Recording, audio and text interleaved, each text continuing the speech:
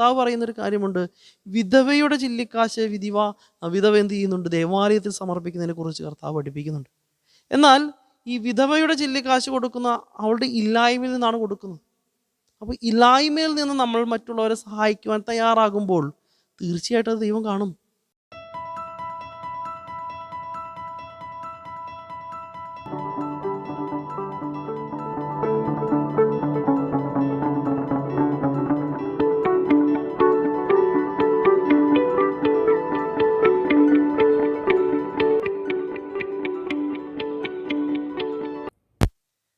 ത്രിയേക ദൈവത്തിന് സ്തുതി.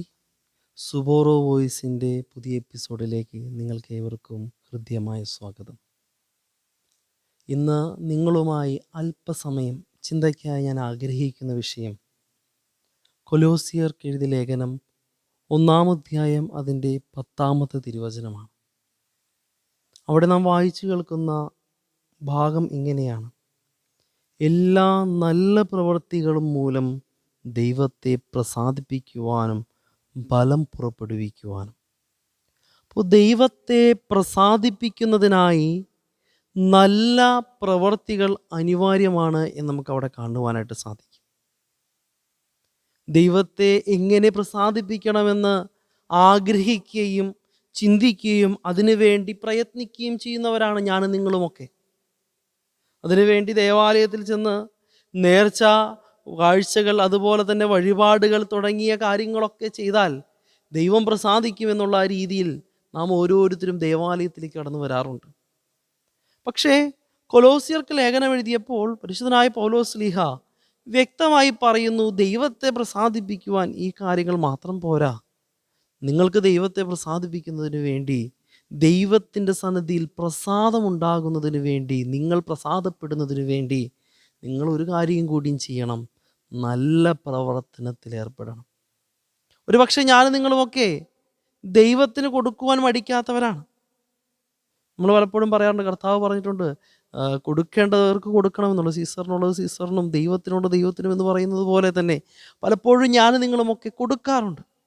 ദൈവത്തിൻ്റെ സന്നിധിയിൽ സമർപ്പിക്കാറുണ്ട്. നമ്മുടെ നേഴ്ചകളെയും നമ്മുടെ ദശാംശങ്ങളെയും നമുക്ക് കിട്ടുന്നതെല്ലാം തന്നെ ദൈവത്തിൻ്റെ സന്നിധിയിൽ നാം സമർപ്പിക്കാറുണ്ട്. പക്ഷേ ഇവിടെ നാം മനസ്സിലാക്കേണ്ടുന്ന ഒരു കാര്യമുണ്ട്. നമുക്ക് ദൈവത്തിൻ്റെ സന്നിധിയിൽ സമർപ്പിക്കുന്നത് പോലെ തന്നെ നമുക്ക് നല്ല പ്രവർത്തികളെ ചെയ്യുവാൻ സാധിക്കുന്നുണ്ടോ എന്ന്. അങ്ങനെ ചോദിച്ചു കഴിഞ്ഞാൽ ഇന്ന് പലരും പറയാറുണ്ട്, ഞങ്ങളൊക്കെ നല്ല പ്രവർത്തനങ്ങൾ ചെയ്യുന്നവരാണ്. നമ്മളതിനെ ഒരു ഓമനപ്പേരിട്ട് വിളിക്കാറുണ്ട്, ചാരിറ്റി എന്ന്. ഞാൻ നിങ്ങളുമൊക്കെ ഒരുപാട് ചാരിറ്റി പ്രവർത്തനങ്ങളിൽ ഏർപ്പെടുന്നവരാണ്. നമുക്ക് താല്പര്യമുള്ളൊരു കാര്യമാണ് ചാരിറ്റി ചെയ്യുക എന്നുള്ളത്. അതിന് ഫോട്ടോ എടുത്ത് 4 പേര് കാണുന്ന രീതിയിൽ എവിടെയെങ്കിലുമൊക്കെ പ്രദർശിപ്പിക്കുവാൻ പലർക്കും വ്യഗ്രതയാണ്.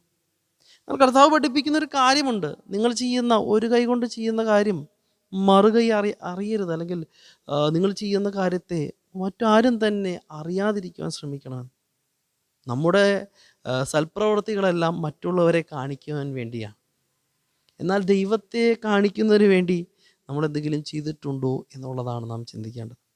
നമ്മുടെ പ്രവർത്തനങ്ങൾ, സൽപ്രവൃത്തികൾ ചെയ്യുന്നതൊക്കെ മറ്റുള്ളവരെ കാണിക്കുന്നതിനേക്കാളും ഒക്കെ ഉപരിയായിട്ട് ദൈവത്തിൻ്റെ സന്നിധിയിൽ പ്രീതികരമാകുന്ന അനുഭവത്തിലേക്ക് നയിക്കുന്നവയായിരിക്കണം. അതിനെങ്ങനെ സാധ്യമായി തീരും? അതാണ് നാം ചിന്തിക്കേണ്ടത്. അതിന് സാധ്യമാകേണ്ടുന്ന ഒരു കാര്യങ്ങളുണ്ട്. നമ്മുടെ ജീവിതത്തിൽ പലപ്പോഴും നമ്മൾ ചിന്തിക്കും, ഇങ്ങനെ ചെയ്യണമെങ്കിൽ പൈസ അനിവാര്യമാണ്, സാമ്പത്തികം വേണം എന്നൊരു ചിന്തയാണ് പലപ്പോഴും നമ്മുടെ ഓരോരുത്തരുടെയും മനസ്സുകളിലുള്ളത്. പക്ഷേ നല്ല പ്രവൃത്തി എന്ന് പറഞ്ഞാൽ കുറച്ച് പൈസ എടുത്തു കൊണ്ടുപോയി ആർക്കെങ്കിലും എന്തെങ്കിലും ധനസഹായം ചെയ്യുന്നത് മാത്രമല്ല. നമ്മുടെ മുമ്പിലേക്ക് കടന്നു വരുന്ന ഓരോ വ്യക്തികൾക്കും നമുക്ക് നന്മ പ്രവൃത്തികൾ ചെയ്യുവാനായിട്ട് സാധിക്കും. ഏറ്റവും ആദ്യമായിട്ട് നമുക്ക് നല്ല പ്രവൃത്തി ചെയ്യാൻ സാധിക്കുന്നത്, നമ്മുടെ മുമ്പിലേക്ക് കടന്നു വരുന്ന ഒരു മനുഷ്യനെ നോക്കിക്കൊണ്ട് നമുക്കൊന്ന് പുഞ്ചിരിക്കുവാൻ സാധ്യമായി തീർന്നാൽ, ഒന്ന് ചിരിക്കുവാൻ സാധ്യമായി തീർന്നാൽ ആ മനുഷ്യനിൽ കിട്ടുന്നതായ ഒരു സന്തോഷമുണ്ട്. നിങ്ങൾക്ക് ശ്രമിച്ചു കഴിഞ്ഞാൽ നിങ്ങൾക്കത് അനുഭവിച്ചറിയാൻ സാധിക്കും. നിങ്ങളൊരു പുഞ്ചിരിയെ അങ്ങോട്ട് പകർന്നു കൊടുത്താൽ ആ പുഞ്ചിരിയെ തിരിച്ച് നിങ്ങളുടെ ജീവിതത്തിലേക്ക് കിട്ടുന്നത്, അതൊരു നല്ല പ്രവൃത്തിയാണ്. അവിടെ നിന്ന് തുടങ്ങി ഓരോ കാര്യങ്ങൾ നമുക്കങ്ങനെ നല്ല പ്രവൃത്തികൾ ചെയ്യുവാനായിട്ട് സാധിക്കും. പലപ്പോഴും നമുക്ക് മറ്റുള്ളവരെ കാണുമ്പോൾ അങ്ങനെ പുഞ്ചിരിക്കുവാൻ സാധിക്കാതെ പോകുന്നത് നമ്മുടെ നല്ല പ്രവൃത്തികൾക്കുള്ള വീഴ്ചയാണ്. അങ്ങനെ തുടങ്ങി നല്ല പ്രവൃത്തികൾ ചെയ്യുവാനാണ് എങ്കിൽ ഒരു വയ്യാതെ നിൽക്കുന്ന ഒരു വൃദ്ധനായിരിക്കുന്ന ഒരു ഒരു അമ്മയോ അപ്പനോ ഒക്കെ അമ്മയെ അപ്പനെയോ ഒക്കെ കണ്ടു കഴിഞ്ഞാൽ ഒന്ന് കൈപിടിച്ചുകൊണ്ട് നടത്തുവാനായിട്ട് സാധിച്ചാൽ, അല്ലെങ്കിൽ അവരുടെ ഒരു ആവശ്യങ്ങളിൽ അവരോട് കൂടെ ഇരിക്കുവാൻ സാധിച്ചാൽ, സ്നേഹത്തോടൊന്ന് ചേർത്ത് നിർത്തുവാനായിട്ട് സാധിച്ചാൽ അതും ഒരു നല്ല പ്രവൃത്തിയല്ലേ?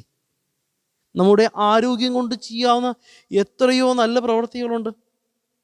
ഒരുപക്ഷെ നിങ്ങളൊക്കെ അറിഞ്ഞിട്ടുള്ളതാകും കോവിഡിൻ്റെ കാലഘട്ടത്തിൽ ഒരുപാട് പേർ വളരെയേറെ പ്രതിസന്ധിയിലൊക്കെ ആയിരുന്നപ്പോൾ പലരെയും, പല സെലിബ്രിറ്റികളെ പോലും നമ്മൾ കണ്ടതാണ്. അവരവരുടെ ആരോഗ്യം കൊണ്ട് തന്നെ മറ്റുള്ളവരെ സഹായിക്കുന്നത് നമുക്ക് കാണുവാനായിട്ട് സാധിച്ചതാണ്. ആരുടെയും പേരുകൾ എടുത്ത് പറയേണ്ട ആവശ്യമില്ല. നമ്മൾ ഒരുപാട് പേരെ നമ്മൾ സോഷ്യൽ മീഡിയയിൽ കണ്ടിട്ടുണ്ട്. എത്രയോ പേർ കഠിനമായിട്ട് അധ്വാനിച്ചിട്ടുണ്ട് ഈ കോവിഡിൻ്റെ കാലയളവിൽ. അതെല്ലാം നല്ല പ്രവൃത്തികളാണ്. അങ്ങനെ ഓരോ ആവശ്യങ്ങളിലും കൂടെ നടന്ന് കൈപിടിച്ച് സഹായിക്കുവാൻ നമുക്ക് സാധ്യമായി തീരും. ഇങ്ങനെയൊരു പ്രത്യേക ക്രൈസിസ് ഉണ്ടാകണമെന്ന് പലപ്പോഴും നമ്മൾ ചിന്തിക്കാറുണ്ട് അങ്ങനെയുള്ള കാര്യങ്ങൾ ചെയ്യാൻ. അങ്ങനെ ക്രൈസിസിൻ്റെ അനുഭവത്തിലേക്കൊന്നും കടന്നു പോകേണ്ട. നമ്മുടെ മുമ്പിലേക്ക് ധാരാളമാകുന്ന അവസരങ്ങളൊക്കെ കടന്നു വരും. ഈ അവസരങ്ങളെ കണ്ടില്ല എന്ന് നടിക്കുന്നതാണ് പലപ്പോഴും നമുക്ക് സംഭവിക്കുന്ന വീഴ്ച. നമുക്ക് പണപരമായിട്ടും അതുപോലെ തന്നെ മറ്റുള്ളവരെ സഹായിക്കാൻ സാധിക്കും. ആരോഗ്യപരമായിട്ട് മാത്രമല്ല, പണപരമായിട്ടും നമ്മുടെ ജീവിതത്തിൽ നിന്ന് ലഭിക്കുന്ന. അപ്പോൾ ചിലരൊക്കെ ചിന്തിക്കുന്ന ഒരു കാര്യമുണ്ട്, എൻ്റെ കയ്യിൽ അതിനുള്ള പൈസയൊന്നുമില്ല, എനിക്ക് തുച്ഛമായ വരുമാനമാണ് കിട്ടുന്നത് എന്നൊക്കെ ചിന്തിക്കുന്നുണ്ട്. പക്ഷെ നമ്മൾ മനസ്സിലാക്കേണ്ടതൊരു കാര്യമുണ്ട്. കർത്താവ് പറയുന്നൊരു കാര്യമുണ്ട്, വിധവയുടെ ചില്ലിക്കാശ് വിധവ എന്ത് ചെയ്യുന്നുണ്ട്? ദേവാലയത്തിൽ സമർപ്പിക്കുന്നതിനെ കുറിച്ച് കർത്താവ് പഠിപ്പിക്കുന്നുണ്ട്. എന്നാൽ ഈ വിധവയുടെ ചില്ലിക്കാശ് കൊടുക്കുന്ന അവളുടെ ഇല്ലായ്മയിൽ നിന്നാണ് കൊടുക്കുന്നത്. അപ്പോൾ ഇല്ലായ്മയിൽ നിന്ന് നമ്മൾ മറ്റുള്ളവരെ സഹായിക്കുവാൻ തയ്യാറാകുമ്പോൾ തീർച്ചയായിട്ടും അത് ദൈവം കാണും. അത് കാണാതെ പോവുകയില്ല. നമ്മുടെ ഇല്ലായ്മകളിൽ നമുക്ക് കിട്ടുന്ന ചെറിയ വരുമാനത്തിൻ്റെ ഒരു ചെറിയ തുക എടുത്തു മാറ്റി വെച്ചാൽ, ഒരു 10%, 5% ഒക്കെ എടുത്തു മാറ്റി വെച്ച് ചെറിയ കാര്യങ്ങൾ ചെയ്താൽ ചിലപ്പോൾ നമുക്ക് തോന്നും അതൊന്നും ആയിട്ടില്ലല്ലോ എന്ന്. പക്ഷെ ദൈവത്തിൻ്റെ സന്നിധിയിൽ അതിന് വിലയേറിയതാണ് എന്ന് മനസ്സിലാക്കണം. അതുമാത്രമല്ല, പിന്നെയും നമുക്ക് പണപരമായിട്ട് അങ്ങനെ കാര്യങ്ങൾ ചെയ്യാൻ സാധിക്കുമെങ്കിൽ നമ്മളെ ദൈവം അനുഗ്രഹിച്ച് ആക്കി വെച്ചിരിക്കുന്ന നമ്മുടെ മേഖലകളിൽ വെച്ച് നമുക്ക് മറ്റുള്ളവരെ സഹായിക്കാൻ സാധിക്കും. മറ്റുള്ളവരെ സഹായിക്കാൻ സാധിക്കുന്ന പ്രകാരം എന്ന് ചോദിച്ചാൽ, നമുക്ക് ലഭിച്ചിരിക്കുന്ന ജോലിയിൽ ആ ജോലികളെല്ലാം ഉത്തരവാദിത്വത്തോടു കൂടി പൂർത്തിയാക്കുകയാണെങ്കിൽ അതും ഒരു സഹായമാണ്. കാരണം നാം നിർവഹിക്കേണ്ട ജോലി നിർവഹിക്കപ്പെട്ട് കഴിയുമ്പോൾ അതിന് ഒരുപാട് പേർക്ക് അതിൻ്റെ അനുഗ്രഹം കിട്ടും. കാരണം അതിനു വേണ്ടി കാത്തിരിക്കുന്ന ഒരുപാട് വ്യക്തികളുണ്ട്. പ്രത്യേകിച്ച് പഞ്ചായത്ത് ഓഫീസുകളിലോ മറ്റെവിടെയെങ്കിലുമൊക്കെ ആയി നിൽക്കുമ്പോൾ ഒരുപാട് വ്യക്തികൾ ആ പ്രകാരമുള്ള ഓഫീസുകളെയും അവരെ അതിന് പിന്താങ്ങിക്കൊണ്ടാണ് ജീവിക്കുന്നത്, അതിനെ ആശ്രയിച്ചുകൊണ്ടാണ് ജീവിക്കുന്നത്. അതായത് കൃത്യമായിട്ട് പെൻഷൻ കിട്ടേണ്ടുന്നൊരു അനുഭവത്തിൽ പെൻഷൻ കിട്ടുക, കൃത്യമായിട്ട് തുകകൾ കിട്ടേണ്ടുന്ന പല ഫണ്ടുകളും കിട്ടേണ്ടുന്ന സമയത്ത് അത് കിട്ടുക. ഇതൊക്കെ പറഞ്ഞാൽ ഓരോരുത്തരുടെയും ജീവിതത്തിൽ അനുഗ്രഹമാണ്. പലപ്പോഴും പല ഉദ്യോഗസ്ഥരുടെയൊക്കെ വീഴ്ചകൾ മുഖാന്തരമായിട്ട് അങ്ങനെ സംഭവിക്കാറുണ്ട് എന്ന് പറഞ്ഞു കേൾക്കുന്നുണ്ട്. പ്രിയമുള്ളവരെ, നമ്മൾ ആരും നമ്മുടെ ജീവിതത്തിൽ, ഞാൻ ഒരു പ്രത്യേക മേഖലയെക്കുറിച്ച് പറഞ്ഞത് എന്ന് മാത്രമല്ല, നാം ആയിരിക്കുന്ന, ഇപ്പം ഞാൻ ഒരു വൈദികനായിരിക്കുമ്പോൾ ഞാൻ പ്രവർത്തിക്കേണ്ട മേഖലയുണ്ട്. ആ മേഖലയിൽ എനിക്ക് അതനുസരിച്ച് പ്രവർത്തിക്കുവാനായിട്ട് സാധിക്കുക. അങ്ങനെ നമുക്ക് നിരവധി മേഖലകളിൽ നമുക്ക് നമ്മുടെ സമൂഹത്തിന് സഹായിക്കാൻ സാധിക്കും. നമുക്ക് നിരവധി മേഖലകളുണ്ട്. ഈ മേഖലകളെ തിരിച്ചറിഞ്ഞ് കണ്ടെത്തി ചെയ്യുകയാണ്. അത് ചെറുത് മുതൽ വലുത് വരെയുണ്ട്. ഞാൻ വലുത് മാത്രമേ ചെയ്യുകയുള്ളൂ, വലിയ രീതിയിൽ മറ്റുള്ളവരെ 4 പേര് കാണുന്ന രീതിയിൽ മാത്രമേ മറ്റുള്ളവരെ സഹായിക്കാൻ നിൽക്കുകയുള്ളൂ എന്ന് ചിന്തിക്കുകയും ആലോചിക്കുകയും പ്രവർത്തിക്കുകയും ചെയ്യാതെ നമുക്ക് ചെറിയതായ രീതിയിൽ മറ്റുള്ളവരെ ശ്രദ്ധിക്കേണ്ട, മറ്റുള്ളവരെ ആഗ്രഹിക്കേണ്ട. പലപ്പോഴും ഞാൻ കണ്ടിട്ടുണ്ട്, വഴിയോരങ്ങളിൽ ചില അമ്മമാരൊക്കെ കൊണ്ടുപോയി വിശന്നിരിക്കുന്നവർക്ക് വേണ്ടിയിട്ട് പൊതിച്ചോറുകളൊക്കെ കൊടുക്കുന്നത് പലപ്പോഴും ഈ തൃശ്ശൂരിൻ്റെ പ്രാന്തപ്രദേശങ്ങളിൽ നിന്നപ്പോൾ ഞാൻ പലപ്പോഴും കണ്ടിട്ടുണ്ട്. കോളേജിൽ പഠിക്കുന്ന സമയത്തൊക്കെ അവരൊന്നും ആരുടെയും പബ്ലിസിറ്റി ഒന്നും ആഗ്രഹിച്ചുകൊണ്ടല്ല ചെയ്യുന്നത്. അവർക്കുള്ളതിൽ നിന്ന് അവർ നൽകുകയാണ്. അതുപോലെ തന്നെ ചെറിയതാകുന്ന രീതിയിൽ, ചെറുതായിക്കൊള്ളട്ടെ വലുതായിക്കൊള്ളട്ടെ, നന്മയ്ക്ക് വേണ്ടി, മറ്റുള്ളവരെ സമൂഹത്തിൻ്റെ നന്മയ്ക്ക് വേണ്ടി സൽപ്രവർത്തികളെ ചെയ്യുവാൻ ഞാനും നിങ്ങളും തയ്യാറാകണം. അങ്ങനെ സൽപ്രവർത്തികൾ നമ്മുടെ ജീവിതത്തിൽ സ്ഥാനം കൊടുത്തെങ്കിൽ മാത്രമേ നമുക്ക് ദൈവിക പ്രസാദത്തിലേക്ക് കടന്നു വരുവാനായിട്ട് സാധിക്കുകയുള്ളൂ.